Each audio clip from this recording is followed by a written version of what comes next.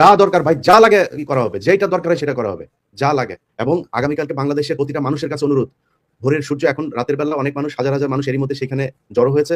ভোর সূর্য ওঠার আগে আপনারা শাহবাগে জড়ো হবেন। এই শাহবাগ থেকে মানে পুরো সামনের 5 বছরে কি হবে পুরো পরিকল্পনা এখান থেকে দিতে হবে। কিভাবে নির্বাচন হবে, কি হবে সবকিছু পরিকল্পনা এখান থেকে দিতে হবে। এই যে আজকে যে অবস্থা, এই অবস্থার জন্য ইউনূস দায়ী, এই সরকার দায়ী, এই সরকারকে এর ব্যবস্থা করতে হবে।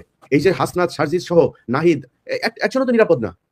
আজকে একজন মেয়ে মারা গিয়েছে, তার লাশ যেভাবে ঝুলানো আছে, আমি জানি না, যেহেতু জানি না জেনে বলতে পারছি না সে আত্মহত্যা করেছে কিনা। লাশ যেভাবে ঝুলানো আছে, এই মেয়ে গত আমাদের এই 32 নম্বর এই আগের দিনের প্রোগ্রামে এই মেয়েটা ছিল। এই মেয়েটাকে আজকে ঝুলিয়ে মারা হয়েছে একটা একটা করে। যেদিন হাদিকে মারা হলো সেদিন রাতেই উত্তরাতে 2টা ছেলেকে কোপানো হয়েছে।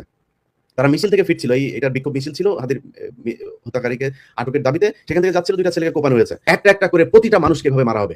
মব বলেন মব, যা মনে করেন তাই। ভাই আপনার আশপাশে যেসব আওয়ামী লীগের লোকজন আছে, সরকার যেহেতু বিচার করবে না, যে আওয়ামী লীগের লোক যাদেরকে পুলিশ ধরছে না, আপনি কনফার্ম যে সে আওয়ামী লীগ ছিল, যদি বাঁচতে চান ওদেরকে যা করা সেটা করতে হবে।